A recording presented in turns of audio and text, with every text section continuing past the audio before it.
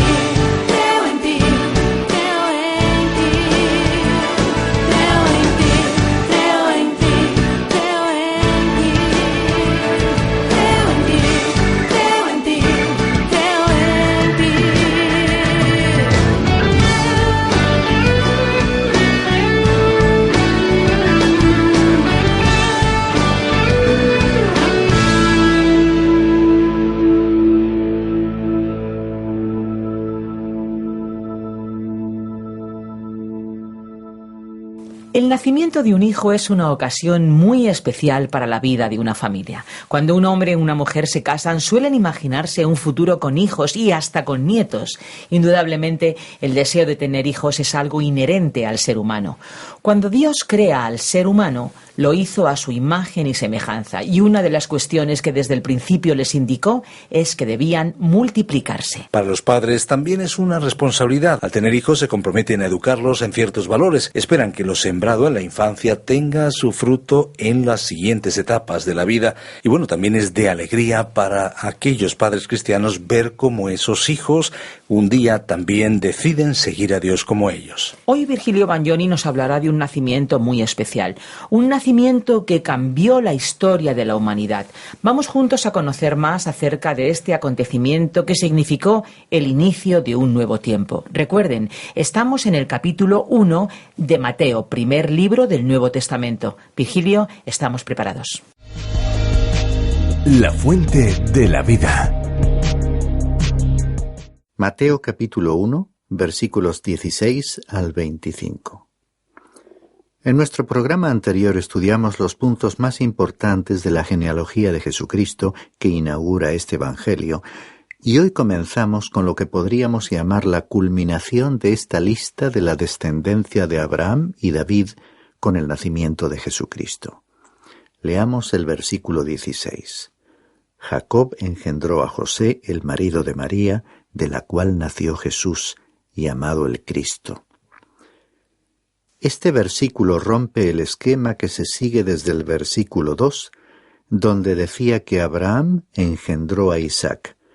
A partir de ahí, la expresión engendrar se repite sistemáticamente hasta el principio del versículo 16, donde se dice que Jacob engendró a José. Uno esperaría que se mantendría el mismo modelo hasta el final, concluyendo que José engendró a Jesús, pero como acabamos de leer, vemos que no fue así. No se dice que José engendró a Jesús. Obviamente Mateo estaba poniendo bien en claro que, aunque José era el marido de María, no era el padre de Jesús. Esta circunstancia se explica en el resto de este capítulo, mostrándonos cómo fue un cumplimiento de la profecía del Antiguo Testamento. El nacimiento virginal de Jesucristo. Lucas, que escribió otro evangelio que lleva su nombre, era un médico griego. Ambos evangelios declaran que Jesús nació de una virgen, que José no era su padre, pero que María no había sido infiel con su marido y que Jesús no era un hijo ilegítimo. Su nacimiento fue algo totalmente nuevo. Nadie podrá afirmar que la Biblia no enseña el nacimiento virginal de Cristo. El único Jesús del cual tenemos un documento histórico es aquel que nació de una virgen. Si alguien afirmase lo contrario, tendría que presentar evidencias. No es suficiente negar esta declaración de los evangelios con meros razonamientos humanos. Siguiendo las pautas del racionalismo, algunos podrían aseverar que no pudo haber ocurrido así. Pero no olvidemos que Dios es el creador de las leyes naturales. Él puede controlarlas, utilizarlas o dejarlas de lado para cumplir sus propósitos. Insisto, los documentos históricos revelan claramente que Jesucristo tuvo un nacimiento virginal. Leamos el versículo 17 que nos explica algo sobre la genealogía. De manera que todas las generaciones desde Abraham hasta David son 14 generaciones, y desde David hasta la deportación a Babilonia, 14 generaciones, y desde la deportación a Babilonia hasta Cristo, 14 generaciones. Mateo presenta la genealogía organizada en 3 períodos para dar una visión global de la historia del Antiguo Testamento. Una era se extiende desde Abraham hasta David, otra desde David hasta la cautividad babilónica, y la tercera desde la cautividad babilónica hasta el nacimiento de Jesucristo. Naturalmente, el evangelista ha omitido algunos nombres de la genealogía con el propósito de encajar 14 generaciones en cada período. ¿Y por qué lo habrá hecho así? Algunos opinan que el número 14, equivalente a 2 veces 7, ofrecía una prueba sobre la exactitud de la genealogía. Otros creen que la mejor solución consiste en considerar el valor numérico de las letras de la forma hebrea de la palabra David. Sumando dichos valores, da un total de 14. De esta manera se destacaría aún más la realeza de Jesús. Leamos los versículos 18 y 19.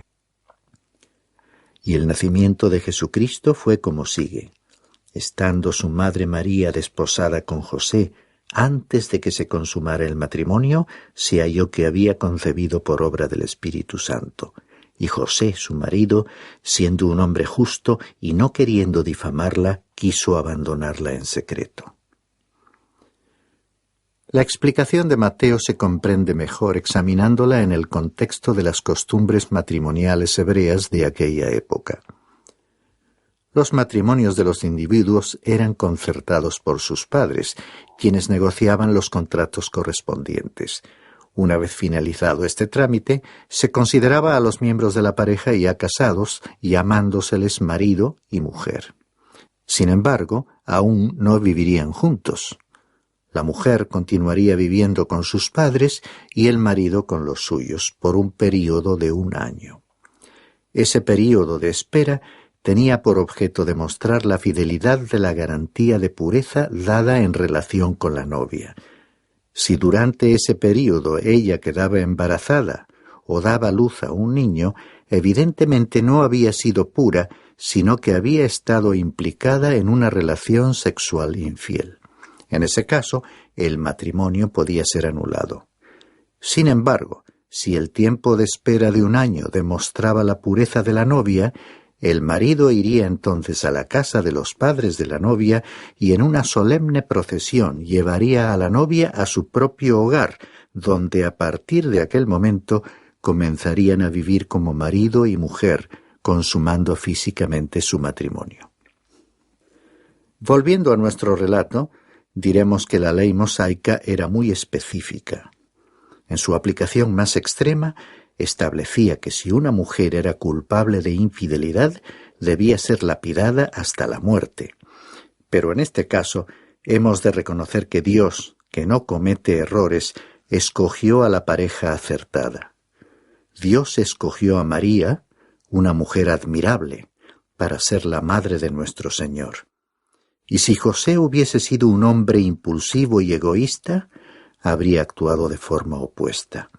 Pero José era también un hombre extraordinario, que amaba a María y no quería herirla ni perjudicarla de ninguna manera, aunque pensara que le había sido infiel. Decidió no crear un escándalo público exponiendo su condición ante los jueces en la puerta de la ciudad, lo cual conduciría al inevitable castigo de muerte que imponía la ley. Continuamos leyendo los versículos 20 al 22. Pero mientras pensaba en esto, he aquí que se le apareció en sueños un ángel del Señor diciendo: José, hijo de David, no temas recibir a María tu mujer, porque lo que se ha engendrado en ella es del Espíritu Santo, y dará a luz un hijo, y le pondrás por nombre Jesús, porque él salvará a su pueblo de sus pecados. Todo esto sucedió para que se cumpliera lo que el Señor había hablado por medio del profeta, diciendo. Mateo, que estaba escribiendo para la nación de Israel, destaca que todo había sucedido para que se cumpliese lo que el Señor había anunciado.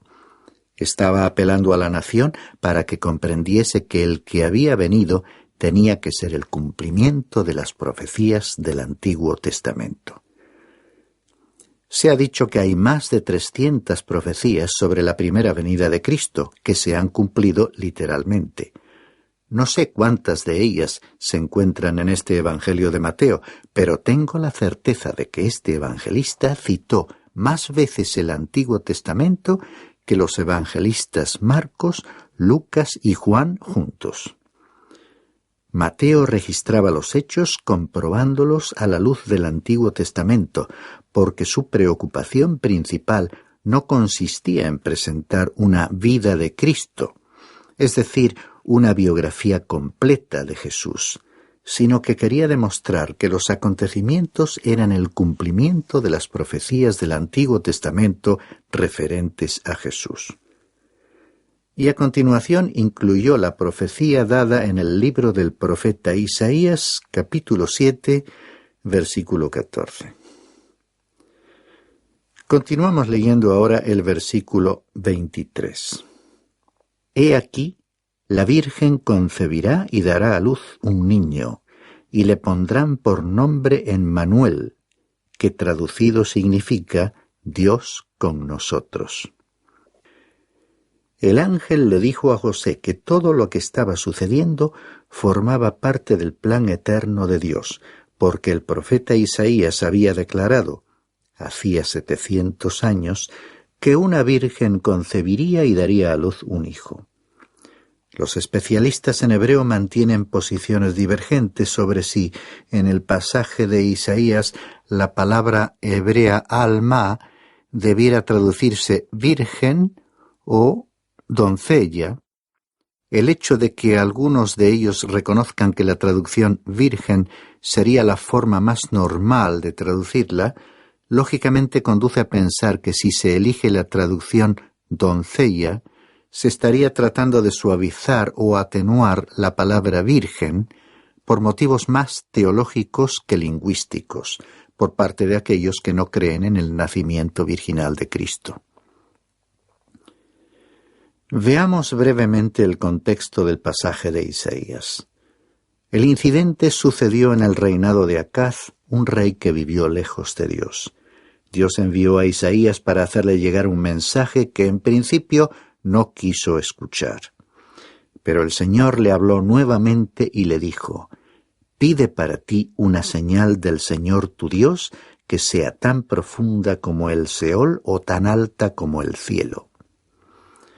Pero Acaz respondió que no la pediría ni tentaría al Señor.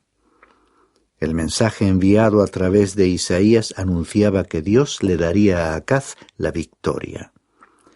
Como este rey no creería a Dios, para estimular su fe, Isaías le anunció que Dios le daría una señal. En realidad, la señal no solo sería para el rey, sino también para toda la casa de David. Y esa señal está expresada en el capítulo 7, versículo 14 de Isaías, que podemos leer nuevamente. «He aquí que la Virgen concebirá y dará a luz un hijo, y llamará su nombre Emanuel». Evidentemente, si aquí se hubiera referido a una doncella que daría a luz un hijo, se trataría de un nacimiento natural, como cualquier otro, y como tal, no hubiera sido una señal para el rey Acaz ni para la casa de David. Pero si se trataba de una virgen que daría a luz un hijo, entonces sí que se trataba de una señal extraordinaria, de una señal sobrenatural de Dios para aquel rey y para toda la nación. Un fuerte apoyo para traducir la palabra hebrea alma como virgen nos viene de la Septuaginta. Recordemos que durante el período entre los dos testamentos se reunieron 72 especialistas en hebreo, 6 de cada una de las 12 tribus de Israel, y prepararon en la Alejandría, Egipto, esta traducción del Antiguo Testamento en hebreo al griego, llamada Septuaginta. Cuando los traductores llegaron a este pasaje de la señal en Isaías, entendieron que la citada palabra hebrea alma significaba virgen, traduciéndola en consecuencia por la palabra griega parthenos, que es la misma palabra que Mateo utiliza en su Evangelio. Pues así es, parthenos significa virgen y no doncella.